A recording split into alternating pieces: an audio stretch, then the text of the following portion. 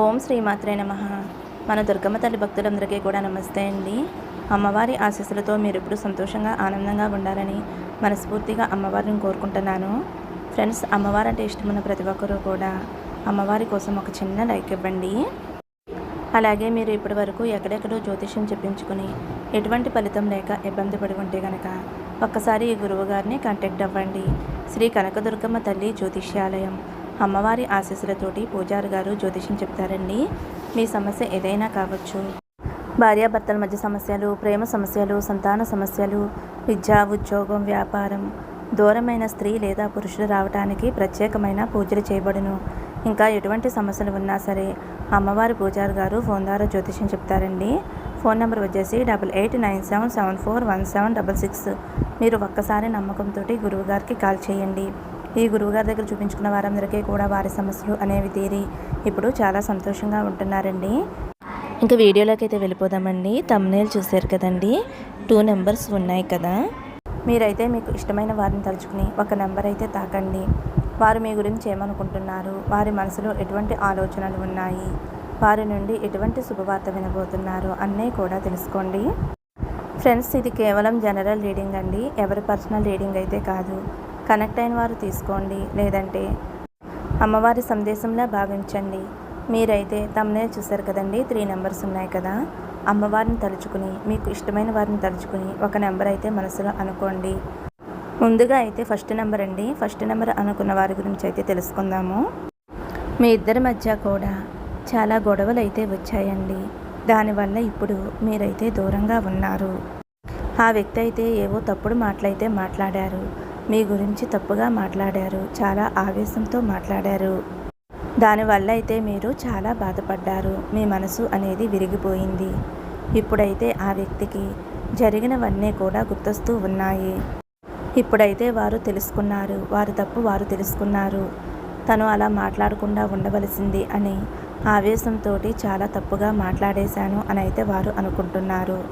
మిమ్మల్ని క్షమించమని అడగటానికి మీ వైపుకు రావాలి అనుకుంటున్నారు. ప్రస్తుతానికైతే ఇద్దరి మధ్య మాటలు అనేవి లేవు, కానీ వారైతే అతి తొందరలోనే మీ వద్దకు రావాలి అనుకుంటున్నారు. కానీ వారికి భయం వేస్తుంది. మీ వద్దకు రావాలి అనుకుంటున్నారు, కానీ వారు వదిలిన మాటల వల్ల మీ మనసు విరిగిపోయింది కదా. మీరు క్షమిస్తారో లేదో, మీరు మళ్ళీ తనని అర్థం చేసుకుంటారో లేదో అని ఇలా చాలా రకాలుగా ఆలోచిస్తూ భయపడుతున్నారు. అయినా సరే, ఎలాగైనా సరే చాలా తొందరలో మీ దగ్గరికి రావాలి అనుకుంటున్నారు. మీ ఇద్దరి మధ్యలో చాలా లాంగ్ డిస్టెన్స్ అయితే వచ్చింది. ఆ వ్యక్తి అయితే మిమ్మల్ని కలవాలి అని కోరుకుంటున్నారు. మళ్ళీ ఇలా కూడా ఆలోచిస్తున్నారు, మీ దగ్గరికి రావడం వలన రిస్క్ జరుగుతుందేమోనని. అలాగే ఒక లేడీ అయితే వారిని చాలా చాలా కంట్రోల్ చేస్తుంది. వారు ఎవరైనా కావచ్చు, థర్డ్ పార్టీ కావచ్చు, చెల్లి కావచ్చు, లేదంటే తల్లి కావచ్చు, ఎవరో ఒకరు. వారైతే వారిని మీ దగ్గరికి రాకుండా ఆపుతున్నారు. ఆ వ్యక్తులైతే వారిని చాలా కంట్రోల్లో ఉంచుతున్నారు. మీ ఇద్దరి మధ్య చాలా పెద్ద గొడవే జరిగి ఉండవచ్చు. మీ కోపానికైతే వారు చాలా భయపడుతున్నారు. వారు చాలా ఓవర్గా థింక్ చేస్తున్నారు. కానీ వారైతే మీకు దూరంగా ఉండలేకపోతున్నారు. మీ ప్రేమని ఇప్పుడు అర్థం చేసుకున్నారు. మీరు చూపించిన ప్రేమ మళ్ళీ ఎక్కడా ఎవరి దగ్గర కూడా దొరకదు అని. కాబట్టి మిమ్మల్ని ఏమాత్రం కూడా మిస్ చేసుకోకూడదు అని, అతి త్వరగా మీ దగ్గరికి రావాలి అని, ఎవరు ఏం చెప్పినా సరే వినే ప్రసక్తి అయితే లేదు అని అయితే వారు అనుకుంటున్నారు. ఎంత తొందరగా వీలైతే అంత తొందరగా మీ వద్దకు వచ్చేయాలి అనుకుంటున్నారు. వారి మనసులో మాట చెప్పటానికి మీ దగ్గరకైతే ఖచ్చితంగా వస్తారు.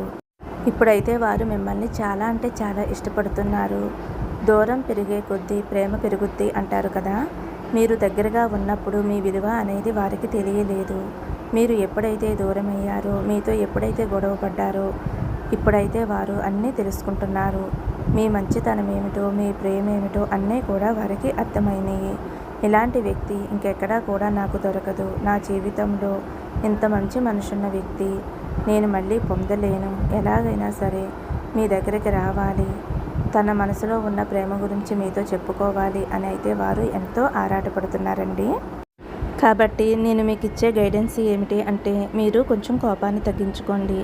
ఎందుకంటే వారు తప్పు వారు తెలుసుకున్నారు కాబట్టి మీరే కావాలి అని కోరుకుంటున్నారు కాబట్టి వారిని మీరైతే క్షమించేయండి. ఎందుకంటే వారి తప్పు తెలుసుకున్నారు అంటే ఇంక మళ్ళీ తప్పంటూ చేయరండి. ఎప్పుడైతే మీ ఇద్దరి మధ్య గొడవ వచ్చి దూరం అనేది పెరిగిందో ఆ దూరంలో వారైతే మిమ్మల్ని బాగా అర్థం చేసుకున్నారు. కాబట్టి ఇకపై మిమ్మల్ని అపార్థం చేసుకునే ఛాన్స్ అయితే ఉండదండి. మీ రిలేషన్ అయితే చాలా చాలా మంచిగా ఉందండి, సక్సెస్ అవుతుంది. కాబట్టి ఇద్దరూ కూడా ఒకరికి ఒకరు అర్థం చేసుకుని జీవితాంతం సంతోషంగా ఉండండి. రీడింగ్ కనెక్ట్ అయితే కనుక ఒక చిన్న లైక్ ఇవ్వండి. ఇప్పుడు రెండవ నెంబర్ ఎవరైతే అనుకున్నారో, ఎవరి కోసమైతే తాకారో వారు మీ గురించి ఏమనుకుంటున్నారో తెలుసుకుందామండి. ఆ వ్యక్తి అయితే చాలా నిరాశలో ఉన్నారండి, చాలా బోర్ ఫీల్ అవుతున్నారు. వారైతే మీ వద్దకు రావాలి అని ఆలోచిస్తున్నారు. కానీ వారైతే మీరు వారిని క్షమించరు అని, ఎందుకంటే వారు కొన్ని కండిషన్స్ అయితే పెట్టారు మీకు. అదేవిధంగా మీరు కూడా వారికి కండిషన్స్ పెడతారు అని వారైతే చాలా భయపడుతూ ఉన్నారు. వారు ఎలా అయితే ప్రవర్తించారో మీరు కూడా వారితో అలాగే ప్రవర్తిస్తారు అని భయపడుతున్నారు. వారి మనసులో అయితే చాలా ఎమోషన్స్ ఉన్నాయి. వారైతే మీకు భయపడుతున్నారు. ఎవరో లేడీ అయితే తన పవర్ని చూపిస్తున్నారు. మీరు ఫస్ట్ నెంబర్లో కూడా చూశారు, అక్కడ కూడా ఒక లేడీ ఉంది, అలాగే ఇక్కడ కూడా ఒక లేడీ ఉంది. మీరు కాల్ కానీ మెసేజ్ కానీ చేస్తారు అని వారు చాలా వెయిట్ చేస్తూ ఉన్నారు. వారు చేసిన తప్పుల వల్లే వారు భయపడుతున్నారు. వారు చేసిన తప్పుల వల్ల మీకు కోపం వచ్చింది అని అయితే వారు అనుకుంటున్నారు. వారంతటా వారు మీ దగ్గరికి వచ్చినట్లయితే మీకు లొంగి ఉండాలి అని అయితే వారు అనుకుంటున్నారు.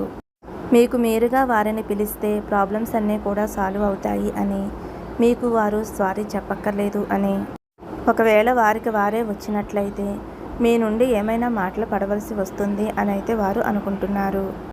ఆ వ్యక్తి అయితే మిమ్మల్ని వారి దగ్గరికి రప్పించుకోవాలి అని చూస్తున్నారు. మీ ఇద్దరిని ఒకటవనకుండా ఎవరో శత్రువులు కూడా అడ్డుపడుతున్నారు. ఏదో ఒక చెడు దృష్టి మీపైన పడింది. ఆ వ్యక్తి అయితే ఇలా అనుకుంటున్నారు, ఏదో ఒక మ్యాజిక్ అనేది జరిగి మీరు వారి సొంతం అవ్వాలి అని అయితే వారు కోరుకుంటున్నారు. వారికైతే అనిపిస్తుంది మీరు వారిని ఎట్టి పరిస్థితుల్లో కూడా మర్చిపోలేరు అని, మీరు వారిని చాలా ప్రేమిస్తున్నారు అని, అలాగే వారు కూడా మిమ్మల్ని ప్రేమిస్తున్నారు. మీ ఇద్దరి మధ్య ప్రేమ ఉంది అని అయితే వారు అనుకుంటున్నారు, గట్టిగా నమ్ముతున్నారు.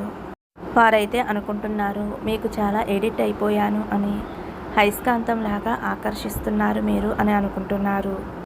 ఆ వ్యక్తి అయితే తప్పకుండా మీ వద్దకు వస్తారు. మీ అందమైన ఫోటోలని వారు ప్రతిరోజు కూడా చూసుకుంటూ ఉంటున్నారు. వారిపై మీకు ఎటువంటి ఆలోచనలు ఉన్నాయో వారికి కూడా అవే ఆలోచనలు ఉన్నాయి. మీపై ఫిజికల్ అట్రాక్టివ్ కూడా ఎక్కువగా అనుకుంటున్నారు. మీరైతే అనుకుంటున్నారు ఆ వ్యక్తి ఇదివరకట్లానే ఉన్నారు, అదే ప్రవర్తనలో ఉన్నారేమోనని. కానీ అదేమీ లేదండి. వారిలో అయితే చాలా మంచి మార్పులు వచ్చాయి. చాలా మంచిగా మారారు, మిమ్మల్ని అర్థం చేసుకున్నారు. కాబట్టి మీరు కూడా మారండి. ఎవరైనా ఏమైనా మాటలు చెబుతున్నట్లయితే ఆ మాటల నుండి బయటికి రండి. అక్కర లేని విషయాలను ఎక్కువగా ఆలోచించుకుని, మీకు మీరే ఆలోచించుకుని మైండ్కి చాలా భారాన్ని కలిగిస్తున్నారు. మీరు దాని నుండి బయటికి రండి. ఎక్కువగా ఓవర్ థింక్ అస్సలు చేయకండి. మీరు ఎవరి కోసమైతే వెయిట్ చేస్తున్నారో ఆ వ్యక్తి అయితే తప్పకుండా వస్తారు. అసలు జీవితం ఏంటి ఇలా అయిపోయింది అని మీరు చాలా బాధపడుతున్నారు. కానీ మీరేమీ బాధపడవద్దండి. చాలా తొందరలోనే మీకున్న సమస్యలన్నీ కూడా తొలగిపోతాయి. మీ పార్ట్నర్ని మీరు నమ్మలేకపోతున్నారు. మీరైతే నమ్మండి. ఎందుకంటే వారిని మీరు ప్రేమించారు కాబట్టి. మీకు మీరు చాలా బాధపడుతున్నారు. ఏదైతే జరిగిపోయిందో దానినైతే మీరు మార్చలేరు. జరిగిందేదో జరిగిపోయింది. ఇప్పుడైతే మీరు వారిని క్షమించండి. ఎందుకంటే మనం మనుషులము, మనమైతే దేవుళ్ళం కాదు కదా. మనుషులే కదా తప్పు చేసేది. కాబట్టి ఈ తప్పు మళ్ళీ జరగకుండా చూసుకోండి. ఇద్దరూ కూడా ఒకే మాట మీద ఉండండి. ఒకరి అభిప్రాయాలు ఒకరు గౌరవించుకోండి. అప్పుడు మీ లైఫ్ అనేది చాలా బాగుంటుందండి. రీడింగ్ కనెక్ట్ అయితే కనుక ఒక చిన్న లైక్ ఇవ్వండి. మరొక మంచి వీడియోతో మళ్ళీ కలుద్దామండి. ఓం శ్రీమాత్రే నమః. ఓం నమః శివాయ. జై శ్రీరామ్.